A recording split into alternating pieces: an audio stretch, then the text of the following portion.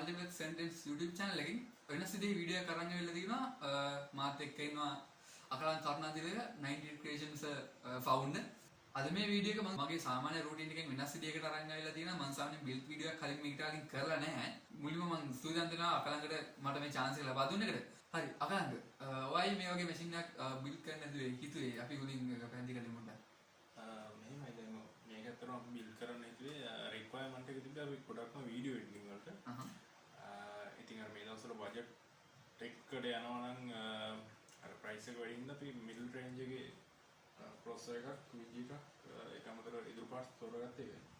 හරි වා මීට කලින් පාවිච්චි කරලා තියෙන මැෂින් එකේ ස්පෙસિෆිකේෂන්ස් මොනවද? අතරම ඉස්සර අපි වීඩියෝ එඩිට් කරන්න පටන් ගත්තේ i3 second gen machine එක ඊට පස්සේ අපි පටන් ගත්තා i5 laptop වලින් laptop වල requirement එකත් එක්ක ගොඩක් දුරට අපිට වීඩියෝ එඩිට් කරනවා හරි frame by frame ගොඩක් කරන්න තියෙන හින්දා අතරම machine එක ස්ටක් වෙනවා ඒ ඉන්න තමයි අපි budget build එකකට යන්නේ ඉතින් බජට් කියන්නේ බජට් වල මිඩ් රේන්ජ් තත්ත්වයකට ගිහිල්ලා තියෙනවා. අපි එහෙනම් වීඩියෝ එකට ගිහිල්ලා බලමු කොහොමද අපි මේ මැෂින් එක බිල්ඩ් කරේ අපි මොනවද තෝරගන්න පාර්ට්ස් ඒ වගේ.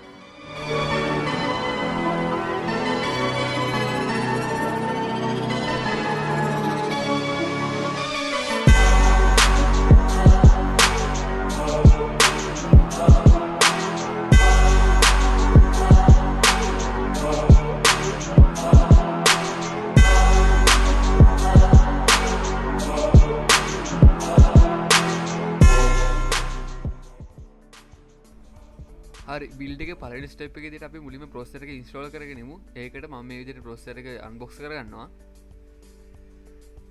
මෙතනදී අපි ස්ටොක් කූලර් එක පාවිච්චි කරන්නේ නැති හින්දා ඒක අපිට වැදගත් වෙන්නේ නැහැ. අපි පාවිච්චි කරන්නේ AIO ලික්විඩ් කූලර් එකක් නිසා.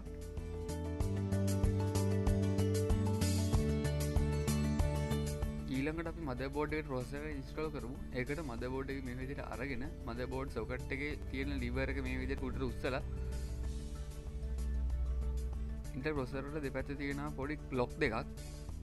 සොකට් එකේ තියෙන ලොක් දෙක මේ විදිහට එයිම් කරලා බලලා ජෙනරල් විදිහට ප්‍රොසෙසර් එක මදර්බෝඩ් එකට ඉන්සර්ට් කරන්න. පොඩ පරිස්සම් වෙන්න මදර්බෝඩ් සොකට් එකේ තියෙන පින්ස් ඇද වෙන්න පුළුවන් ඔයා ප්‍රොසෙසර් එක මදර්බෝඩ් එකට ඉන්ස්ටෝල් කරද්දී.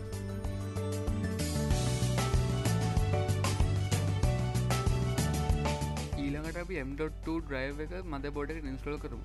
ඒකට M.2 slot එක මදර්බෝඩ් එකේ තියෙන තැන හොයාගන්න ඕනේ. ඊට පස්සේ අපි M.2 ස්ටෝරේජ් ඩ්‍රයිව් එක මේ විදිහට අරගෙන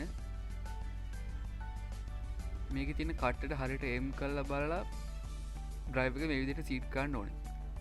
පොඩ පරිස්සම් වෙන්න M.2 ඩ්‍රයිව් මවුන්ට් කරන්න ඉන්නේ චූටි ස්ක්‍රූ එකක්. මේක ගොඩක් වෙලාවට එහෙම වැටෙන්න බලන්න. ඊළඟට අපි AIO කූලර් එක මදර්බෝඩ් එකට මවුන්ට් කරමු. Intel processor මවුන්ට් කරන්න මේ විදිහට බෑක් ප්ලේට් එකක් කියන ඒක මම කලින් ඉන්ස්ටෝල් කරලා තියෙන බෝඩ් එකට. ඊට පස්සේ මදර්බෝඩ් එකට උඩින් පොඩි ලිෆ්ටර්ස් වගේක් තියෙනවා AIO කූලර් එකත් එක්ක ඉන්ක්ලූඩ් කරලා ඒ හතර මවුන්ට් කරගන්න. මේ කූලර් එක මම මේ බෝඩ් එකට මවුන්ට් කරන්න දෙවෙනි ටයිම් එකේ හින්දා මට ආපහු තර්මල් ප්ලේස් ඇප්ලයි කරන්න වෙනවා.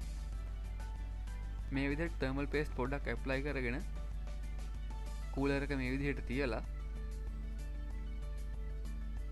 X පැටර්න් එකට කූලර් එක ස්ටෑන්ඩ් ඔෆ් වලට මවුන්ට් කරන්න. මේක අපි මේ විදිහට කරන්නේ තර්මල් පේස්ට් එක එක විදිහට ප්‍රොසෙසර් එක පුරාම ඇප්ලයි වෙන්න ඕන නිසා. ඊළඟට මම RAM එක මදර්බෝඩ් එකට මේ විදිහට සෙට් කරලා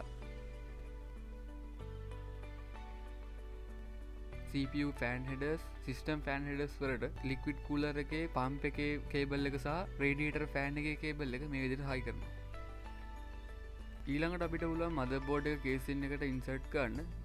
මම කලින්ම කේසින් එකට ෆෑන්ස් වගේක් ඉන්ස්ටෝල් කරලා තියාගත්තා. ඒතර වීඩියෝ එක එච්චර දික් වෙන්නේ නැති නිසා. ඊට පස්සේ මේ විදිහට මදර්බෝඩ් බෑක් ප්ලේට් එක කේසින් එකේ බෑක් සයිඩ් එකට මේ විදිහට ඉන්සර්ට් කරලා මේ විදිහට මදර්බෝඩ් එක කේසින් එකට ප්ලේස් කරගන්න.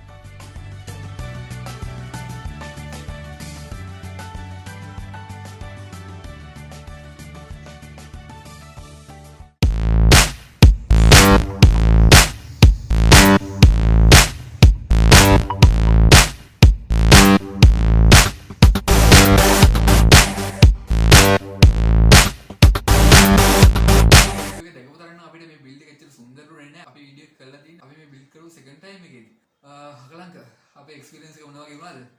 එක්ස්පීරියන්ස් කියනවා නම් මේ දවස්වල VGA ගැන දැනෙන ප්‍රශ්නයක් තියෙනවා. ඔව් අපිට අපි මුලින්ම ගත්තේ RX VG එක අපිට ඊට පස්සේ ආපහු NVIDIA එකට මාරු වෙන්න සිද්ධ වුණා. ඔව් අත් වශයෙන්ම අපි ස්පෙસિෆිකේෂන්ස් වලින් බලද්දී GTX 1060 6GB එක තමයි රික්වයර්මන්ට් එක අපි ඉල්ලා තිබ්බේ. හැබැයි මේ දවස්වල VGA නැති හින්දා මොකද බ්‍රෑන්ඩ් නිව් එකක් දැන් 85 පනවලා යනවා. ඒත් ස්ටොක් නැහැ හින්දා හොයලා හොයාගත්තා RX 574GB එක. ඉතින්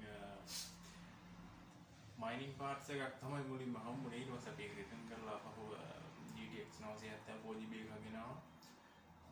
එතනින් පස්සේ තමයි ඉතින් මැජින් එතනදි මම ඕගොල්ලන් පොඩ්ඩක් කියන්න ඕනේ. මොකද මේ දවස්වල VGA ගන්නවා ගොඩක් සැලකිලිමත් වෙන්න. මොකද කොරියන් වලින් ගොඩක් කට්ටිය ටොක පිටින් ගෙනනා VGA සේවක සමහර වෙලාවට මයින් කරලා දෙන්න පුළුවන්, සමහර වෙලාවට හොඳ ඒවා තියෙන්න පුළුවන්.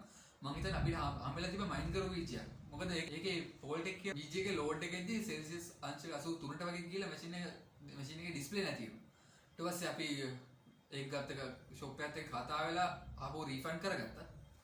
එහෙනම් ඔයගොල්ලෝ VGA මේ දවස්වල VGA ගන්නවා කොහොමද මාකට් එකේ VGA නැති හින්දා ඒක ලොකු ප්‍රශ්නයක් වෙනවා. වගේම ඔයගොල්ලෝ VGA ගන්නවා නම් සෙකන්ඩ් හෑන්ඩ් හරි ෂොප් එකකින් හරි කොහෙන් ගෙන්නවත් ගොඩක් සැලකිලිමත් වෙන්න. ඔයා ගන්නේ මොන වගේ VGA එකද ගැනද?